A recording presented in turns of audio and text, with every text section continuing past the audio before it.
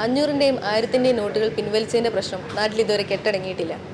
ഇനി എന്ത് ചെയ്യാം എന്നുള്ള പുതിയ മാർഗങ്ങൾ തേടി അലയുകയാണ് നാട്ടുകാരും ബാങ്കുകാരും എല്ലാവരും. അപ്പോഴാണ് നമ്മൾ ഇതുവരെ ഉപയോഗിച്ചിട്ടില്ലാത്ത പല ഇൻ്റർനെറ്റിലൂടെയുള്ള പല സേവനങ്ങളും നമുക്ക് ഇപ്പോൾ കൺവെട്ടത്ത് വരുന്നത്. ഇതുവരെ നമ്മളതിനെ ഉപയോഗിക്കാനുള്ള കഷ്ടപ്പാട് അല്ലെങ്കിൽ ഇതൊക്കെ സേഫാണോ എന്നൊക്കെ നോക്കിയിരുന്നു. പക്ഷേ എന്നാൽ ഇന്നിപ്പോൾ അതെല്ലാം ഉപയോഗിക്കേണ്ട ഒരു അവസ്ഥ വന്നിരിക്കുകയാണ്. ഇവിടെയാണ് നമ്മൾ ATM മെഷീൻ പോലെ തന്നെ ഉപയോഗപ്പെടുത്തിയിരുന്ന മറ്റൊരു സാധനം, അതായത് സ്വൈപ്പിംഗ് മെഷീൻ നമുക്കറിയാം, നമ്മൾ പല കടകളിലും കണ്ടിട്ടുണ്ട്. ഇപ്പോൾ ഈ ഒരു അവസ്ഥയിൽ നോക്കുകയാണെങ്കിൽ മോളുകളിലും അതുപോലെ വലിയ വലിയ സ്ഥാപനങ്ങളിലും മാത്രമേ അതുണ്ടായിരുന്നുള്ളൂ.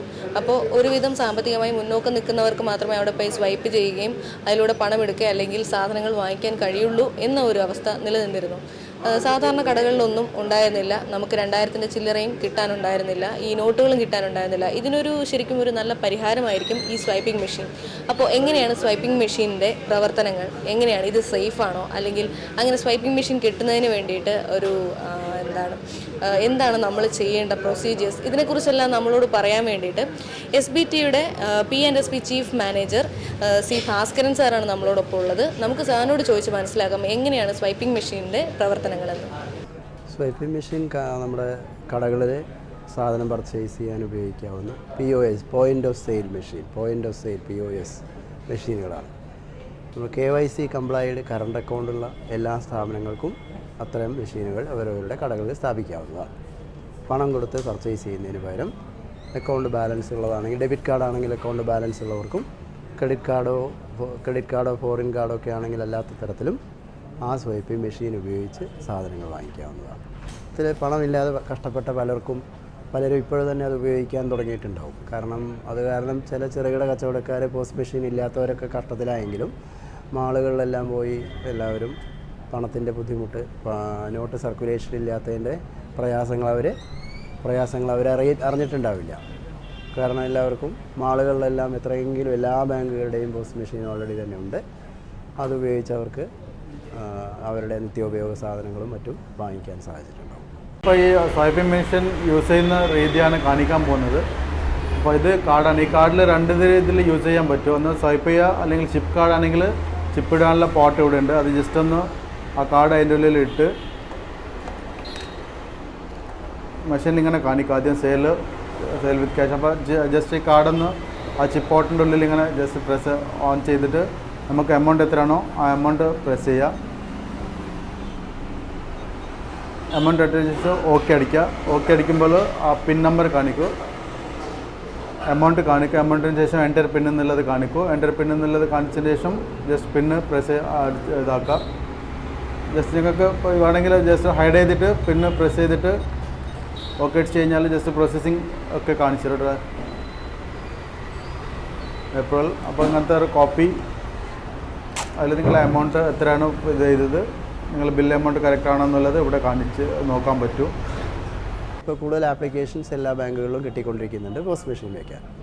അതുകൊണ്ട് തന്നെ ബാങ്കുകളെല്ലാം പോസ്റ്റ് മെഷീൻ്റെ കണ്ടീഷൻസൊക്കെ കുറച്ചും കൂടി ലിബറലാക്കിയിട്ടുണ്ട്. ഈ സമയത്ത് ഇപ്പോൾ ചാർജുകളെല്ലാം കുറവാണ്. ഹോസ്പിറ്റലുകൾക്കെല്ലാം നമ്മുടെ ബാങ്ക് ഫ്രീ ഓഫ് ചാർജായിട്ട് സ്വൈപ്പിംഗ് മെഷീൻ പ്രദാനം ചെയ്തിട്ടുണ്ട്.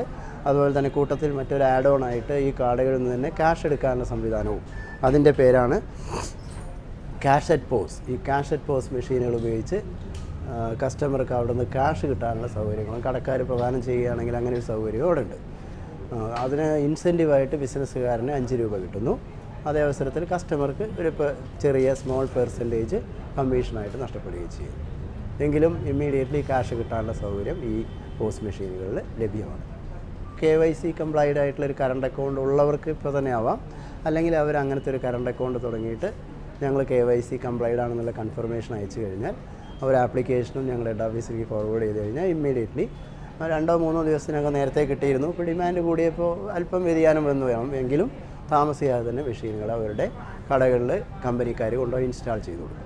നമ്മുടെ ഒരു അക്കൗണ്ട് തുടങ്ങാൻ എന്തെല്ലാം രേഖകൾ, ഒരു വ്യക്തിയുടെ പേരിലാണെങ്കിൽ ഏതെല്ലാം ID വേണം, അതുപോലെ സ്ഥാപനത്തിനാണെങ്കിൽ സ്ഥാപനത്തിൻ്റേതായ 2 ഐഡൻറ്റിറ്റി കാർഡുകളും വേണം.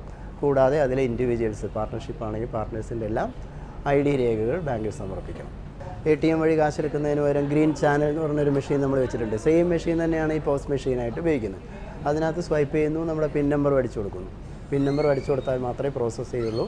കസ്റ്റമർക്ക് അങ്ങനെ ഒരു പേടിയും പേടിക്കേണ്ട ആവശ്യമില്ല. ഈ കാർഡ് ഹോൾഡർക്ക് അങ്ങനെ പേടിക്കേണ്ട ആവശ്യമില്ല. പിൻ നമ്പറും അടിച്ചാൽ മാത്രമേ ട്രാൻസാക്ഷൻ സക്സസ്ഫുൾ ആവുള്ളൂ.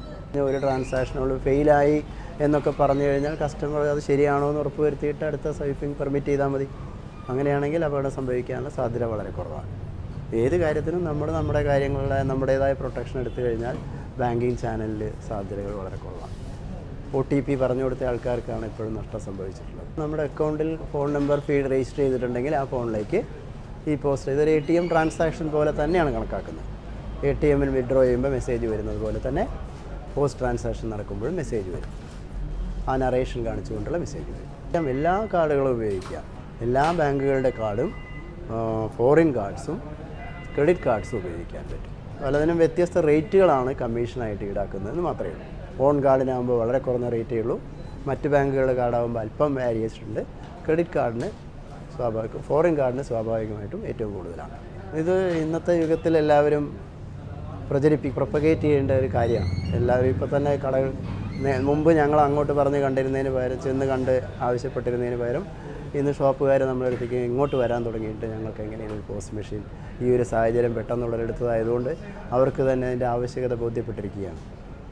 അതുകൊണ്ട് തന്നെ നമ്മൾ ഇപ്പോൾ കൂടുതൽ മെഷീനുകൾ ലഭ്യമാക്കാനുള്ള സത്വര ശ്രമം ബാങ്കിൻ്റെ ഹെഡ് ഓഫീസിൽ ചെയ്തിട്ടുണ്ട്. ഇപ്പോൾ കുറച്ച് ആപ്ലിക്കേഷൻ പെൻഡിങ് ഉണ്ടെങ്കിലും ഏറ്റവും പെട്ടെന്ന് ഇത് ലഭ്യമാക്കും. ഇത് എല്ലാ ജനങ്ങളിലേക്കും എത്തിക്കാനും എല്ലാവർക്കിടയിലും ഇത് എഡ്യൂക്കേറ്റ് ചെയ്യാനും നമ്മൾ എല്ലാവരും കൂട്ടായി ശ്രമിക്കണം എന്നാണ് എനിക്ക് ഈ സമയത്ത് പറയാനുള്ളത്. അപ്പോൾ സ്വൈപ്പിംഗ് മെഷീൻ്റെ ഗുണഗണങ്ങളെക്കുറിച്ചും അത് എങ്ങനെ ഉപയോഗപ്പെടുത്താം, അത് സാധാരണക്കാരന് പൈസ കൂടെ കൊണ്ട് നടക്കുക പോലും വേണ്ടാതെ ജസ്റ്റ് ATM കാർഡ് മാത്രം കയ്യിൽ വെച്ച് നമുക്ക് ആവശ്യമായ സാധനങ്ങളെല്ലാം വാങ്ങിക്കത്തക്ക രീതിയിൽ എങ്ങനെ സ്വൈപ്പിംഗ് മെഷീൻ പ്രയോജനപ്പെടുത്താം, കടകളിൽ സ്വൈപ്പിംഗ് മെഷീൻ കൂടുതൽ വരുന്നതോടെ എങ്ങനെ ഈ പ്രവർത്തനങ്ങൾ ആയാസരഹിതമാക്കാം എന്നാണ് ഇപ്പോൾ ഭാസ്കരൻ സാർ നമുക്ക് പറഞ്ഞു തന്നത്. SBT ഹെഡ് ഓഫീസിൽ നിന്നും അഞ്ജയ് ദാസിനൊപ്പം മാതൃഭൂമി.com വേണ്ടി ലക്ഷ്മി.